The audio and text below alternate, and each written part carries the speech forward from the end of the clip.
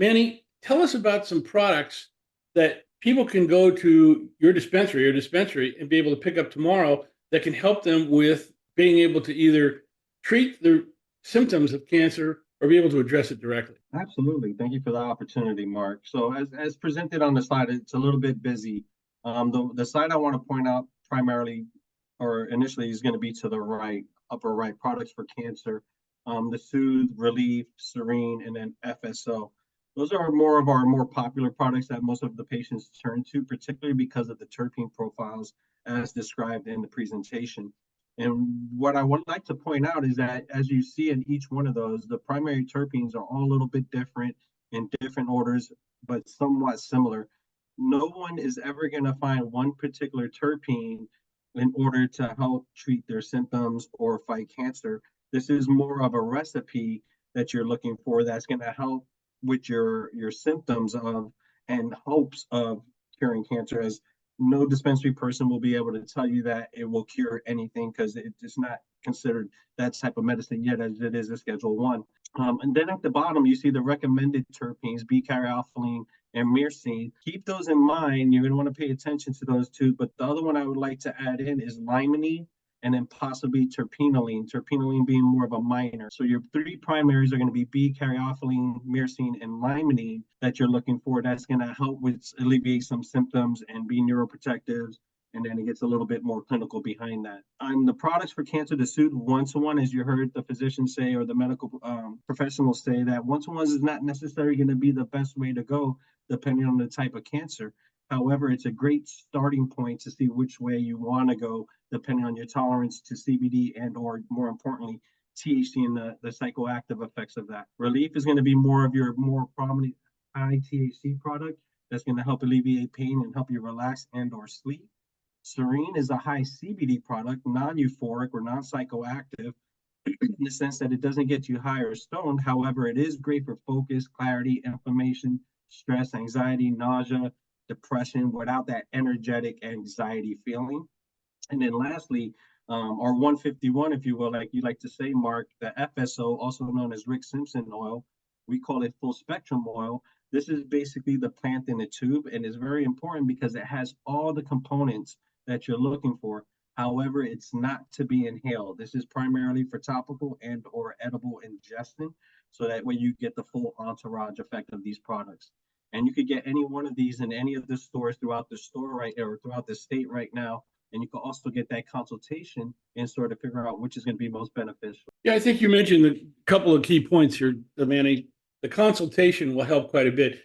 In Cetera, you can walk in and ask for a consultation at any of your dispensaries. Is that correct?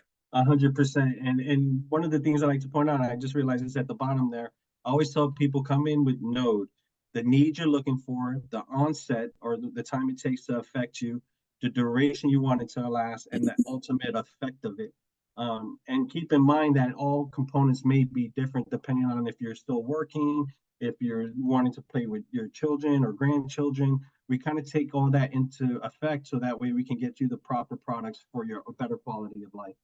Sure. And as a follow-up to this webinar, you'll get an email that'll have a copy of a link to a YouTube video of this particular webinar.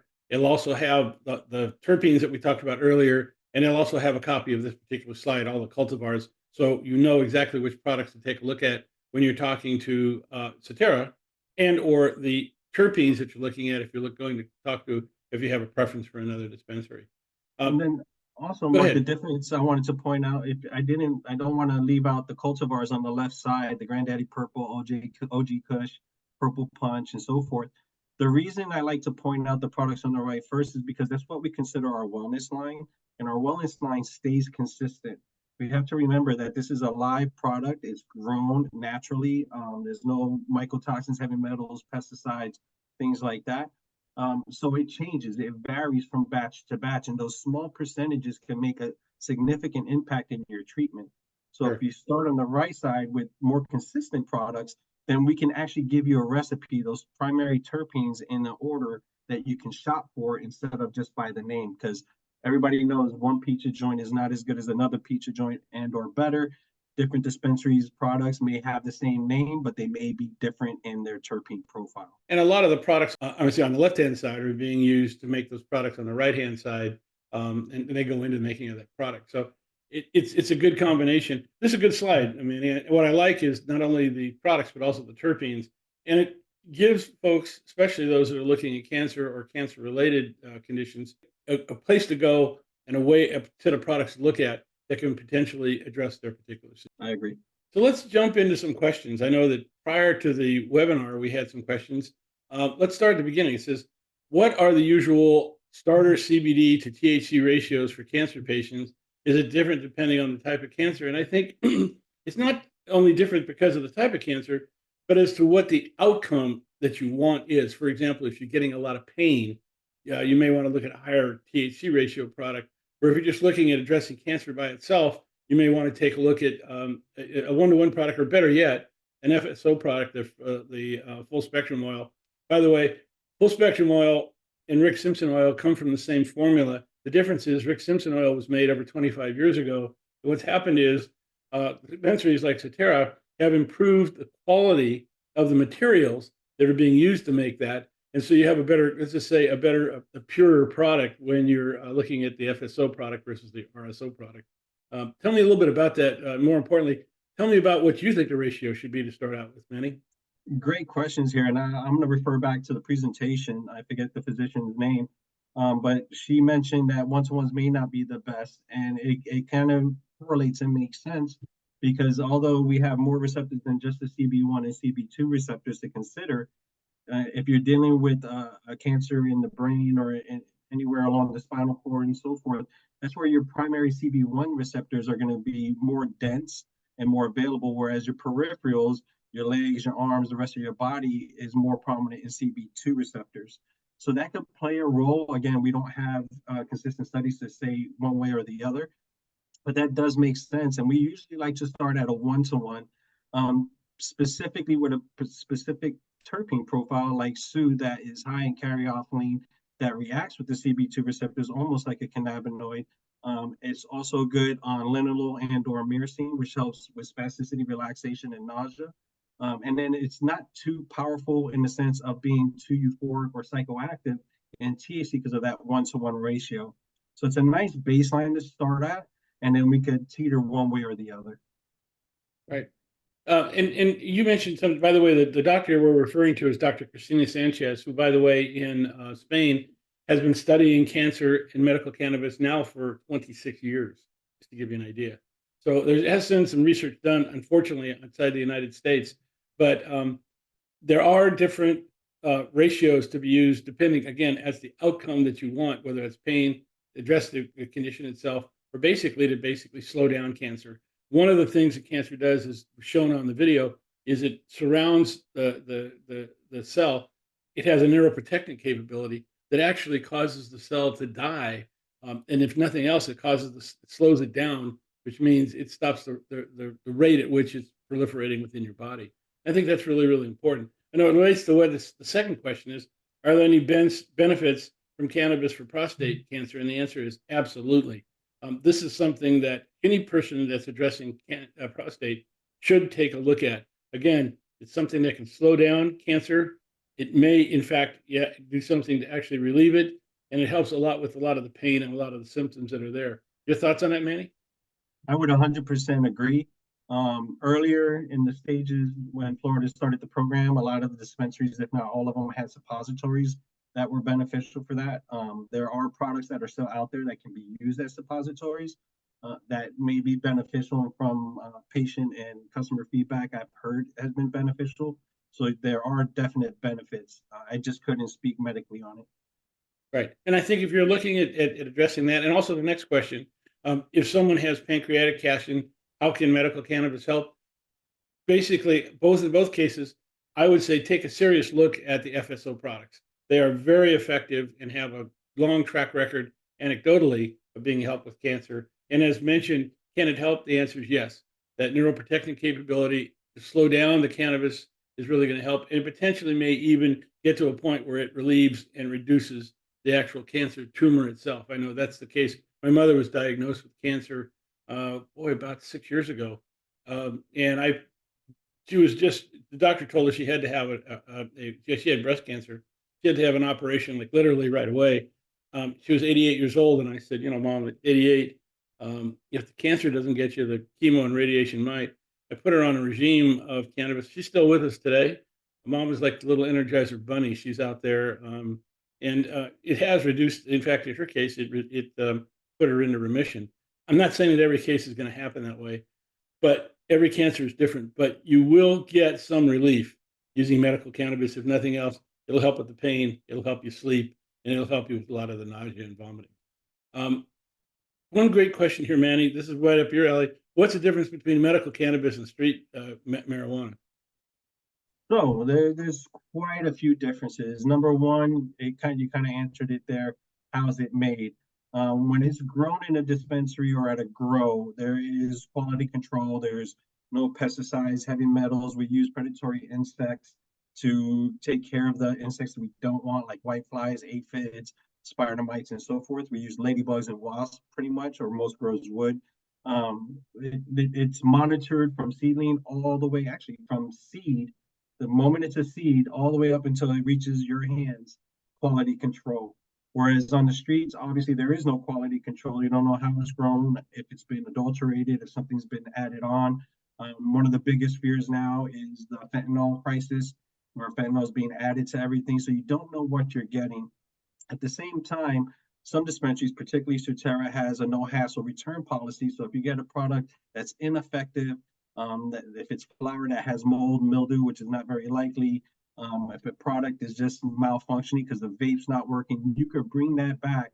We'll look at it. We'll give you a credit for it, not necessarily be able to take it back because it is a medicine, but provide you the credit you paid so you could get the same product or something similar throughout the store.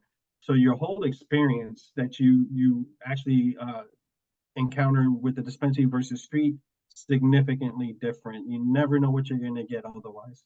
Right. And I think it's important that really there's two, you say, how do we make it simple? You know what's in the product with a certificate of analysis. You know the product has been tested, it's a quality product. And more importantly, when you have a situation like cancer or any other medical condition, you want a product that you can take that you know every time you take it, it's going to work. You want the consistency in the product that just like milk or just like butter, you want to have some consistency in that particular product. And that's what you get from a product, a medical marijuana product that's been tested. From a street product, you don't know from batch to batch what's in there. You don't know what's going to work, and it doesn't have the consistency that you're looking for, meaning it may work at one time and then the next batch doesn't. So really help yourself. Does it cost a little bit more? Depends. I've heard some people tell me it costs more, it costs less. What I'm really trying to point out is when it comes to your health, the question becomes, is it something that the cost of your health, is it something that you want to really gamble with? And I think the answer in my case would be no. So I hope that answers Absolutely. that question.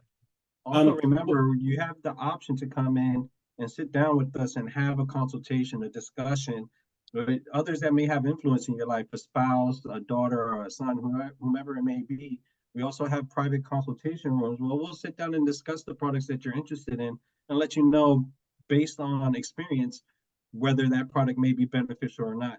Now, also sure. keep in mind that in the MMUR, physicians do put in recommendations or guidance on how they want your treatment to go. So we will always follow that first. We'll discuss with you. If you don't agree, we cannot stop you from purchasing what you want to purchase, nor would we want to. It is a recommendation, not a prescription. They're recommending for you to use cannabis. We're encouraging you to journal it and keep track so we can better assist you.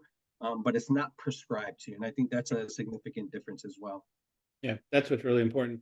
Now, the question comes up is what's the best delivery method for cancer? And really, this goes back to what they call routes of administration. How do you use it? And I think in the way I answer the best delivery method is the one that you're going to use. Some people don't like inhalation. Some people don't like tincture drops. Some people are afraid of the long time that edibles take to work. It just depends on what you're comfortable with. I think that if I have cancer, I would look at RSO. I would look at the FSO products initially, and that's something where we're looking at the syringes and that type of thing. But also, I think the drops that you were mentioning make a big difference. Your comments, Manny? I would agree with that. Sublingual drops, lozenges, edibles, transdermal patches, the sprays.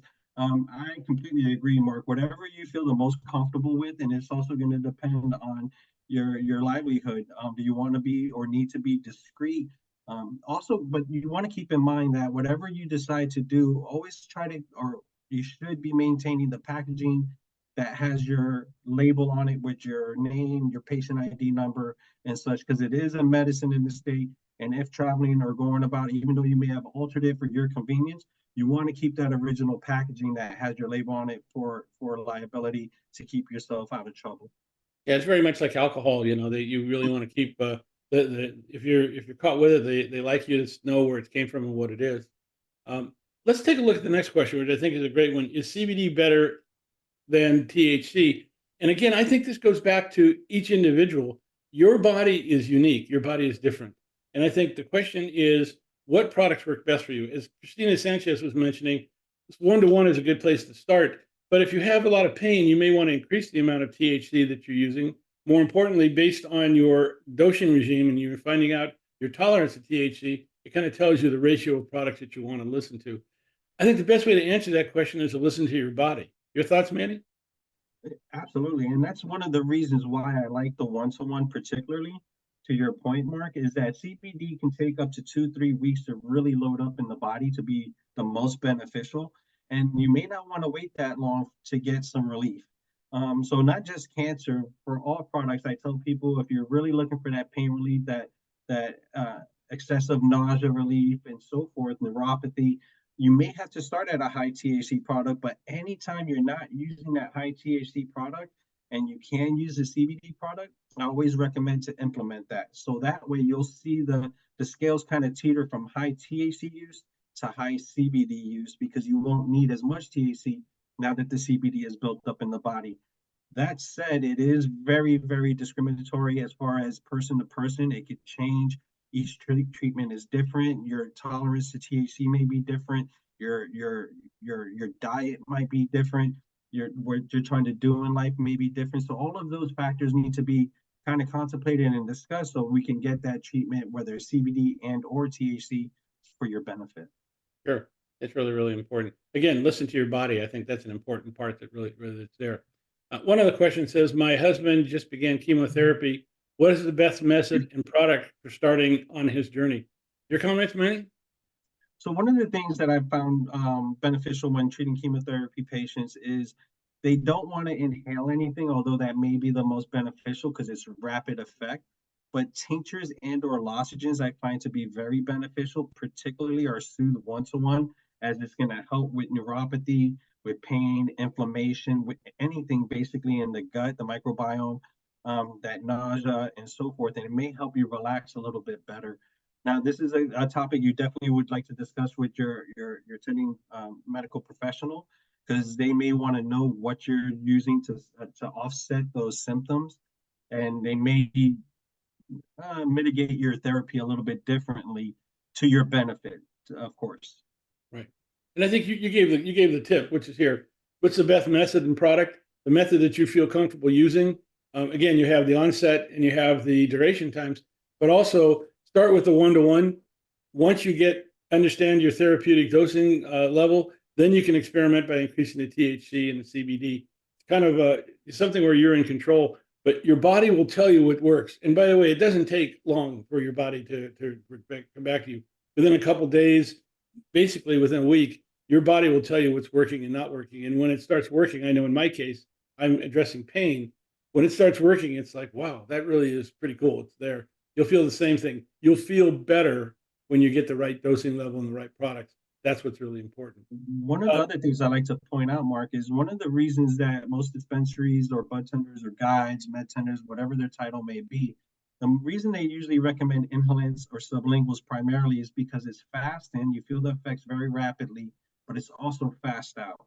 So if you don't like that effect, you don't stick with that effect for so long. Whereas ingestibles, sublinguals, not as much as you could dose and titrate up, but edibles and other things that you ingest that has to go through the first pass effect takes longer to get in your system, but it's also going to last significantly longer, which we don't want, particularly if you're just starting your journey. Right. And good question is, let's talk about terpenes. The same terpenes that prevent cancer are the same ones that address cancer. And those terpenes are, Manny? Humulene is a big one most people search for. Caryophyllene, one of my favorites. Myrcene and limonene. Those are the main ones I would look for primarily that you would find in most products here in Florida. Both to prevent and also to treat cancer that are here. Mm-hmm. Next question is there a way to continue cannabis therapy while in the hospital? I have not been able to find a way. I had a knee operation. I did use medical cannabis for pain relief. In the hospital, I had to take Percocet for the 2 days I was there. And actually, when I left, I actually took no pain relief, no pills. The last day I was there, I went out, I released around noon, literally as I got released, we went into the garage. I took some medical cannabis products there. And I got to tell you, by the time we hit the street, my pain level was down to less than a 1, which if you had a knee operation, you'll know that that's a very painful process. Because hospitals have regulations with respect to which quote unquote drugs they will allow in the hospital, they will not allow cannabis. They consider cannabis a drug, although cannabis is not a drug. And I'm going to say that again: it is not a drug. It is a plant that acts as a medicine. However, the AMA and regulations really prevent you from doing that. I don't suggest doing it while you're in the hospital. Play by the rules, and when you get out, then you can play by your rules. I think that's the best way of handling that. How do I start using cannabis for neuropathy or chemotherapy? I think it's the same regime. Your thoughts, Manny? It is. A lot of people who are coming in, especially if you're very new to cannabis, have always been hesitant. We kind of go with some topicals depending on the neuropathy and where you're suffering from. Topicals could be balms, lotions, salves, patches, stuff like that. And the benefit to that is that you can kind of test it out in one little area first to see if it's beneficial, and then you can use it more sparingly if you need to. But there's other routes. You have sublinguals, lozenges. Always start low, go slow. Figure out that sweet spot, as Amy was mentioning in the presentation, as we always mention throughout all of our presentations. That sweet spot is going to be your coup de grace, if you will. And it's almost like once you feel it, it's very hard to stop because it's so welcoming. It makes you feel so much better. However, the discipline needs to be there to say, okay, this is where I want to be. Let me go ahead and put this down, whatever product it may be, and see how long it lasts. Then journal it, and then now you're starting to find that sweet spot in a regimen that's going to work best for you. Sure. Now, next question on this list is: if my needs change as I go through treatment, can my prescription be increased beyond normal limits? And the answer is yes. This is where you go back to your medical marijuana doctor, and he can increase the amount of limits that you have in your dosing. You've seen that a number of times, haven't you, Mancy? Quite a few. So much so that Cetera actually allowed the dispensaries to educate on what the maximum minimums, how to do an RFE, as we call it in the industry, which is a request for an exception through your medical professional to the state in order to get approved for increases. However, I do caution most patients or consumers that come in, if they're interested in something like this, we would kind of go through it and let them know where they're using the most medicines, so that way they can be more informed to have that discussion with their physicians. There's nothing worse than trying to have a conversation with anybody when you're not well informed. So have those discussions with us in the dispensary if you don't have time to see the physician, or maybe an appointment's not available right away. So that way you go in knowledgeable. You may find out you don't need an increase, you just need to use something a little bit differently. But we'll be more than happy to discuss those or have those conversations with you. Great. That's a good question. Now, let's take a look at the next question here. It says, how do I find the best doctor and dispensaries in Ohio and Florida for the purest source and unregulated industry? Well, I'm prejudiced. I work with a group called, I don't work for, but I work with a group called the Medical Marijuana Treatment Clinics of Florida. And also they have clinics in Ohio. The reason I like them is for two reasons. Number one, they do a great job of training their doctors. They go out of their way, probably better than any other doctors' clinics that are out there. I think the second is they have once you get your card, a lot of doctors will put you into the registries and then you never see them again. If you have questions, you need help with dosing, you need to go back, as someone mentioned, how do I increase my limits? They have a support system that helps you. Not only they have an email system that helps you quite a bit, they have a call center, which is great, both for dosing and also just in general for questions. And also they're available, meaning they're accessible throughout the state of Florida, throughout Ohio, and it's something that you can rely on. I think that's kind of the best way to go. Now, that doesn't mean there aren't other doctors, good doctors that are out there. But when you ask for my recommendation, that's my recommendation. Let's go to the next question, which is what product is best for extreme nausea presented by, and there's a number of conditions, there's presently taking in a particular pharma drug. Your thoughts, Manny? I know that cannabis can help quite a bit with nausea. Absolutely. So if you're not new to cannabis, I would recommend using a high THC product if you're familiar with that effect. That's always the fastest way from my experience. However, Cetera has a one-to-one soothe product that I mentioned that comes in a lozenge, comes in a tincture, it comes in a vape, it comes in Theragels. So you have different routes of administering it. However, the vape would be the fastest. The tincture would last a little bit longer in a good timely manner, 15 to 20-minute onset.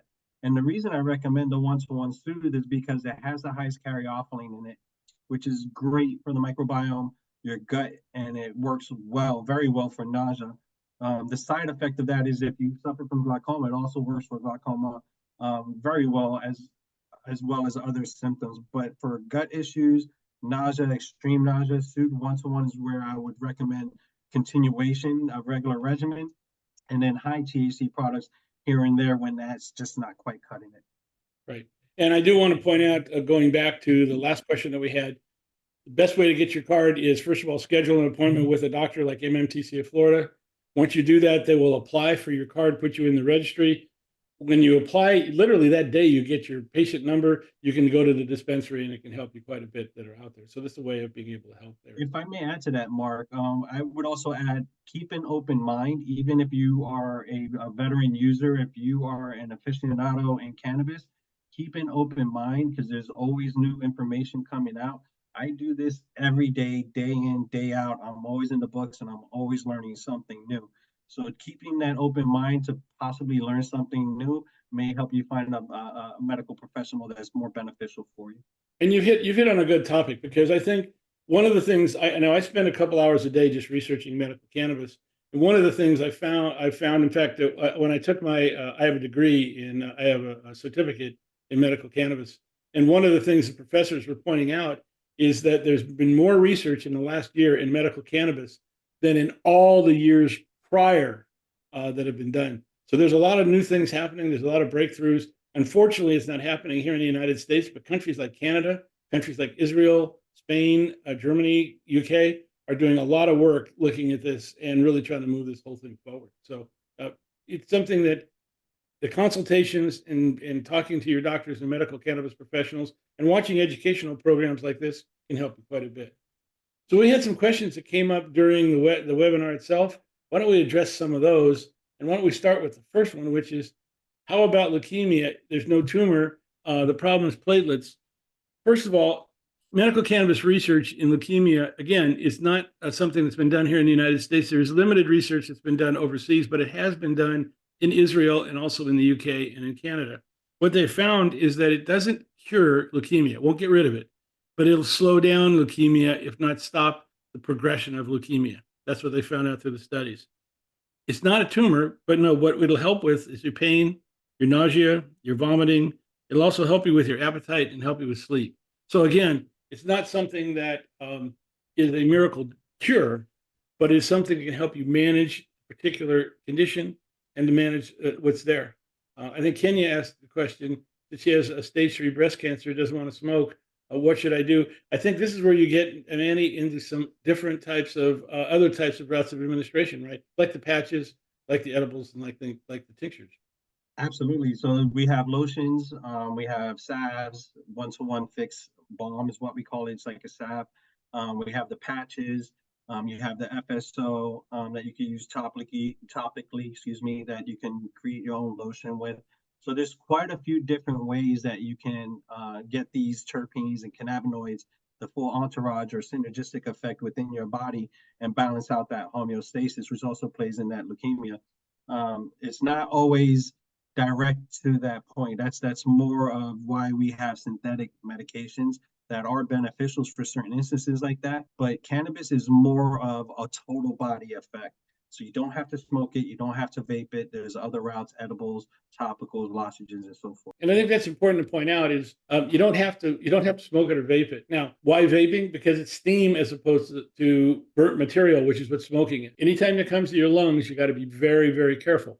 I don't like putting burnt material. I don't recommend putting burnt material into your lungs. So that's why I'm not a big fan of smoking, but I am a big fan of vaping because I can control with the steam, the temperature, get the terpene profile, and also it can help me quite a bit. But given the alternatives, I think things like sublinguals, orals, topicals are a pretty good alternative. In fact, they're just as effective as vaping. And if you don't want to vape concentrates, which is basically the oil that's in a vape pen, it's a concentrate. You can also vape flower, which I find very pleasant, very calming, very easy to do.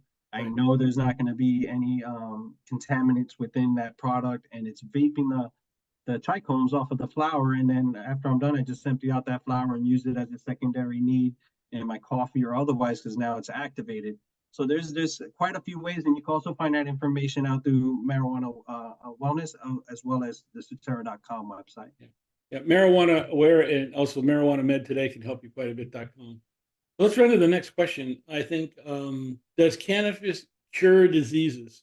Let's define the word cure. Cure means that they put them into remission and they potentially don't come back, or they in fact do try to basically prevent them. Cannabis addresses there are over 170 medical benefits from cannabis. In fact, there's a document out by Normal that has literally the different parts of your body and all the studies that have been done. I think it's one of the best documents I've seen for talking about cannabis.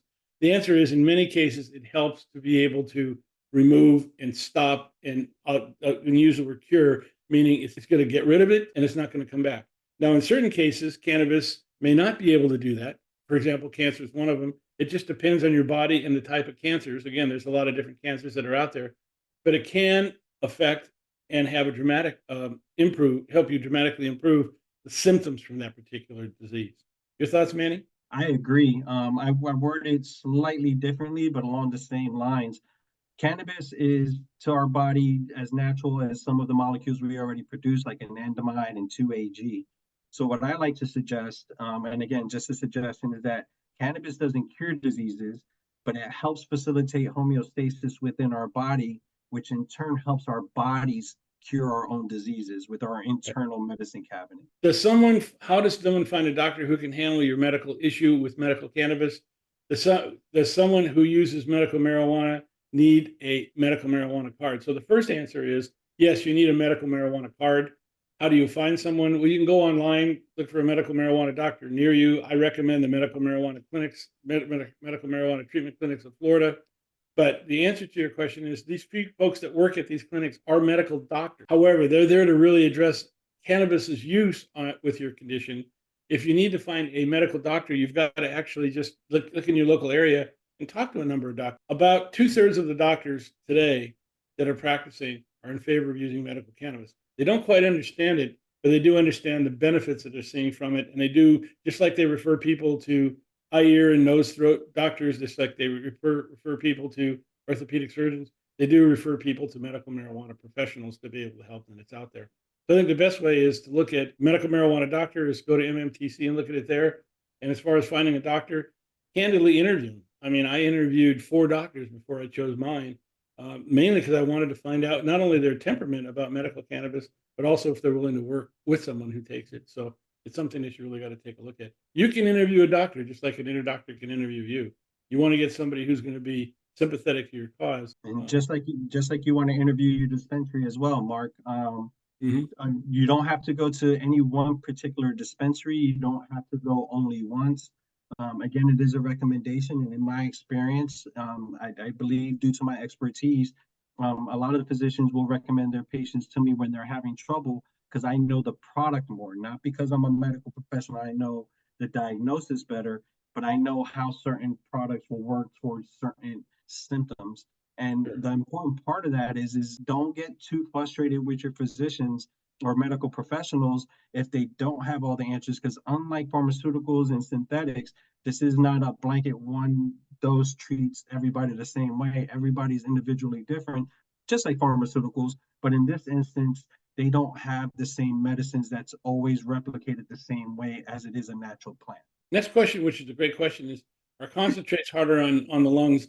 I don't think concentrates are harder on the lungs. If you compare it to flour or smoking flour, the answer is there. It's not definitely easier on your lungs and better to use because it is a vape. And also, most concentrates have a high number of terpenes in them.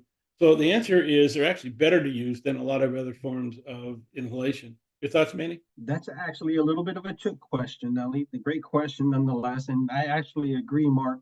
However, there are caveats. And what I mean by that is that concentrates are usually dabbed at a very high temperature.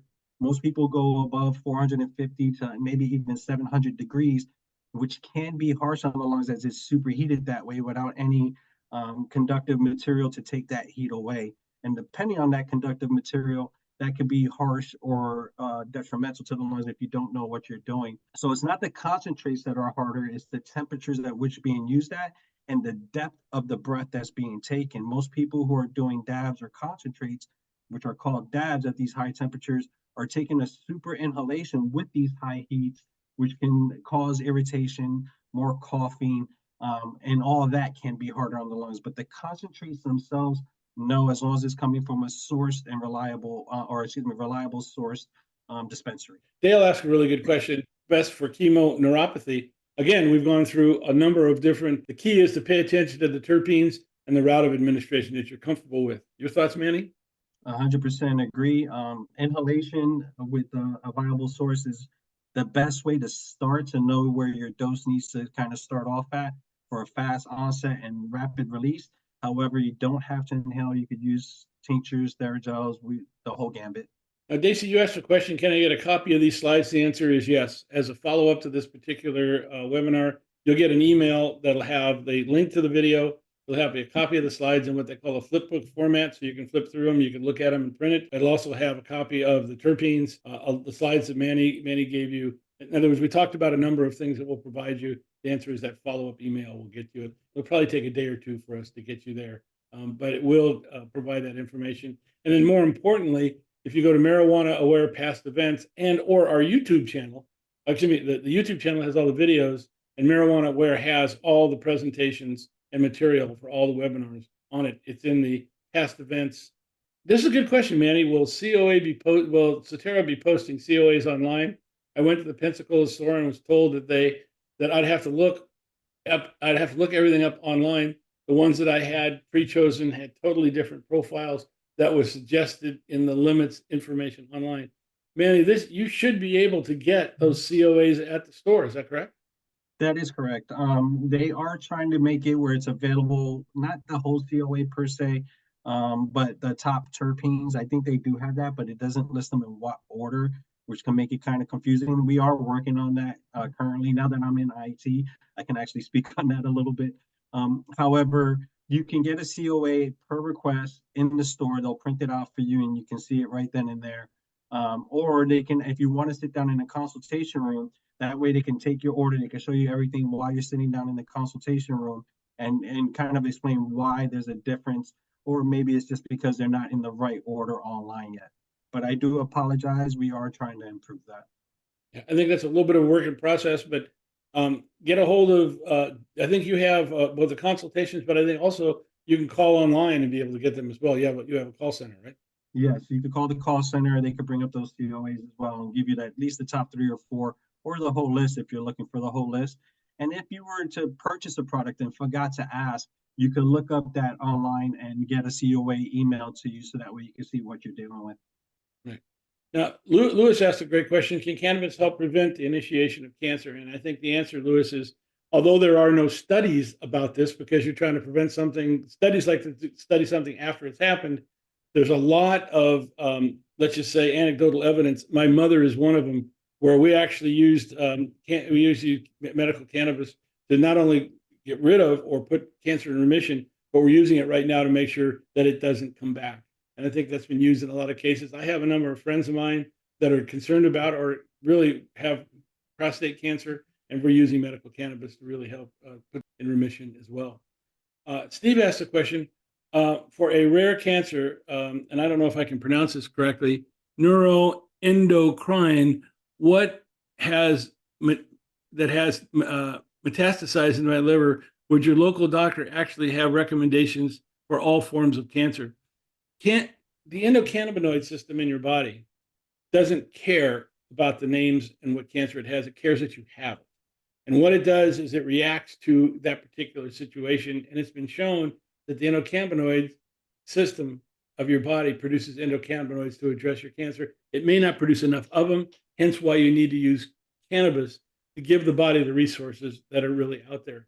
The answer to your question, I think, is um, I don't know if it's a local doctor can recommend a direction for you to go, but you got to listen to you got to try it yourself and listen to your body because cannabis is very personalized. Your thoughts on that, Manny? I agree again on that one. In this particular instance, I've actually known about maybe two patients that mentioned neuroendocrine cancer, Mhm. and that hasn't metastasized to the liver though. However, one of the things that stands out on this one is FSO, full spectrum oil. As you ingest it, it has to go through the liver, the first pass effect, in order to convert into 11 hydroxy. So that may be beneficial. Again, I am by no means a medical professional. I am a subject matter expert in cannabis only. But that might be a recommendation that your physician would recommend, Rick Simpson oil. Sure, that's really simple. So the answer is medical doctor. Talk to your medical marijuana doctor, and also get consultations from the dispensary itself. They can help. All three of those can help you head the direction that can hopefully provide something that's there to help you with it. Um, a rectal cancer, I think it addresses, from my understanding, it addresses rectal cancer as well. Your thoughts, Manny? Yep, same thing. And again, we had suppositories going into the next question. I don't think there's any dispensaries that have suppositories right now, just because of the cost that went into that and it not being used as much as everybody thought. However, there are products like the Theragels that I know consumers use as suppositories, and there's other means to get medicine into your body for rectal and or any other type of cancer. Yeah, I think the closest that I've seen on the market are what you call your Theragels that work something like that. And Theragels are there for your almost all of your wellness products come in Theragel formats. 100%. Yeah. Well, good question here. Do all edibles contain sugar? Manny? That is a great question. I can't speak on other dispensaries. However, our dispensaries do contain a form of sugar. However, our water chews are going to be the closest that you might find. They use tapioca syrup. They're all natural, vegan friendly, less than 3 grams of sugar. I can't speak right off the top of my mind as the source other than tapioca syrup on those. But they're made with pectin instead of gluten, so they're virtually melt proof. And my biggest point out is that they're homogenized. They're the only ones I know in the market that are homogenized, meaning you could cut them in half and or quarters and get an equal amount of medicine in each piece. Whereas anything else is already partitioned for you, and cutting the partition may, or cutting outside of that partition may give you a different dose. But to that question, most edibles will contain some form of sugar. Yeah, I think you've done a good job to be able to provide, especially vegan friendly products, right? Mm-hmm. Yeah. Absolutely. Question from an anonymous. Does that mean that FSO would be particularly good if you're in remission? Because I have breast cancer and I'm scared to smoke, have high tolerance. The answer is yes. I am a huge fan of using FSO, RSO / products for addressing cancer or any cancer related issues. And as I mentioned earlier, I put my mother on FSO to keep her in remission. And actually, I use a lot of FSO products to be able to really try to prevent a lot of the things that come along, like cancer, that's out there. At my age, it's something you got to worry about. Now, I do want to mention FSO is strong. It is probably the strongest version of cannabis that you can get because it's whole plant. I call it the 151 Bacardi of the cannabis industry. So when you go to use it, be very careful. When they talk about when you take that syringe, you use a grain of rice size dose that you put on a cracker, chocolate, or something like that. Be very careful. It's very strong. It'll work. A little goes a long way, but it is very effective. Your thoughts, Manny? I 100% agree on that. The only thing I would add in there is to make sure that if you stop feeling the effects of FSO, then you might want to dial it back. You don't want to plateau by Mhm. being preventative maintenance, if you will. Because then if God forbid something did come back, it may not be as effective. But maintaining that dose is great. And then adding in a CBD when you're not using the FSO so you don't plateau, it keeps your homeostasis and balance would be the most beneficial. So both FSO and some moderate to high CBD product would be the regimen I'd recommend. Yeah, do keep some CBD around when you're going to head in the direction of FSO. It's there. Again, it's the 151 Bacardi of the cannabis world. It's there. A couple of last questions is what causes an indica to make me super alert, focused, and insomnia terpenes? Your thoughts, Manny? Oh, that's a great question, Ellie. I would presume that you have a paradoxical effect, meaning that it's the opposite. So I would probably, my next question would be if you were in person, would be does coffee make you tired instead of uplifting? Or if you take something, I can't think off the top, like for allergies, does it have an opposite effect? And if that's the case, it's a paradoxical effect where you're just a little bit opposite, you're unique, and we would address that during a consultation to show you which ones would make it better based on the terpenes. Yeah, I saw a study out that showed that about 5% of the population, for example, CBD is really good for inflammation and relaxing. And it turns out that 5% of the population, it has the opposite effect. So again, listen to your body, listen to how your particular metabolism, what your body tells you. It'll tell you which products to use and how to use them. That's why we suggest going low and going slow, but you will be able to find relief that's really there. And again, look for the right terpenes. The terpenes are the key to have being effective with medical cannabis. Last question that comes in here, Lisa. It's a great question. I know you can't fly with flour or oils, but can you travel with edibles? Does one? What does one do when you must travel? First of all, it's not a matter of the route of administration. Anytime you travel, for example, if you fly and you go into the TSA, that is federal space. Cannabis is a Schedule One drug, and it's illegal to be used. So you can get into trouble if you use whether it's edibles, oil, flour. Just don't be tempted to do that. That goes the same with cruise ships. It goes the same. You have to be very, very careful when you travel with it. Now, people have been using edibles when they travel because it's easier to conceal, but that doesn't mean that they're legal. It just means they're easier to conceal. What I normally do when I travel, like for example, I'm from California.